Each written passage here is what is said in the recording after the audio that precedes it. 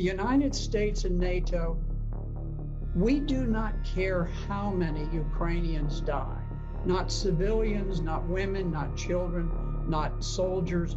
We do not care. It's become a great football game. You know, we've got our team, they've got our team, rah, rah. We want to get the biggest score and run it up. And, you know, we don't care how many of our players get crippled on the playing field as long as we win. Now, we are shipping fantastic quantities of weapons, and it's caused the stock of Raytheon, which creates missiles, and Northrop Grumman, which creates aircraft and so forth, and missiles. All of these defense industries have become tremendously bloated with tax dollars.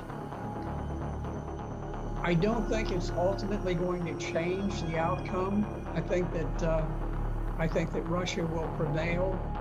The Ukrainians are in a very awkward strategic position in the east, but if you look at the way that this unfolded, President Putin made a desperate effort to stop the march towards war. Back in December of 2021, he went so far as to put specific written proposals on the table with NATO, peace proposals, to defuse what was coming about. Because at this point, Ukraine was massing troops to attack the Donbass. So he was trying to head this off. He didn't want war. And NATO just blew it off, just dismissed it, never took it seriously, never went into serious negotiations. At that point, Putin, seeing that armed Ukrainians with weapons to kill Russian troops were literally on their borders, decided he had to strike first. Now, you can see that this was not some pre-planned attack. This was not like Hitler's attack into Poland, where the standard rule of thumb is that you always have a 3-to-1 advantage when you are the attacker. You have to mass 3 times as many tanks and artillery and planes and men as the other side has. In fact, when Russia went in, they went in sort of with what they had, what they could cobble together on short notice, and they were outnumbered by the Ukrainian forces. The Ukrainian forces had about 250,000. The Russians had perhaps 160,000. So instead of having 3 times as many, they actually had fewer troops than the Ukrainians, but they were forced to attack to try to preempt the battle that was looming, where the Ukrainians had massed these forces against the Donbass. Now, the Donbass is adjacent to Russia.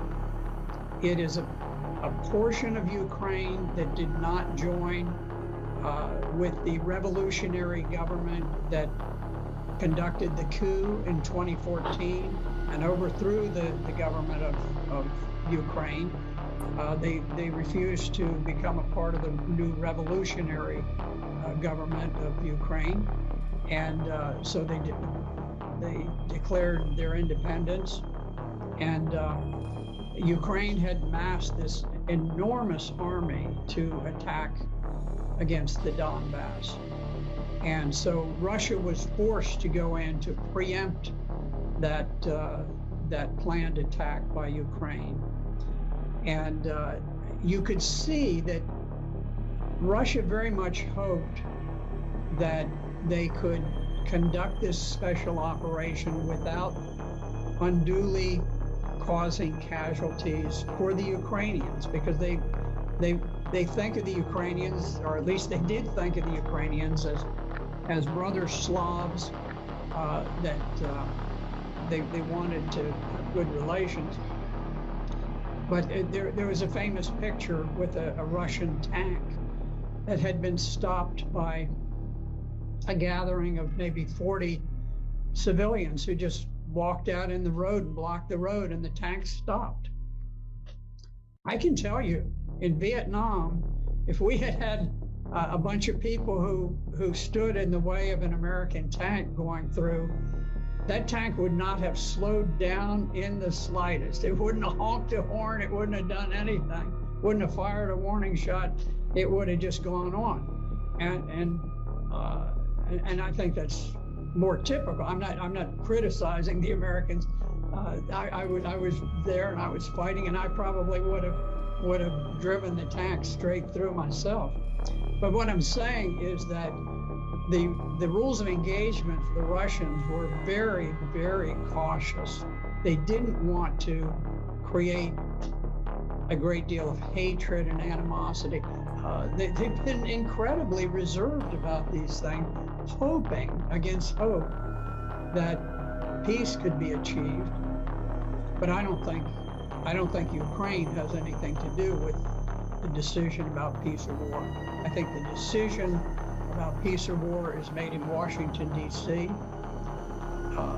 As long as we want the war to continue, we will fight that war using Ukrainians as proxies, and we will fight it to the last Ukrainian death.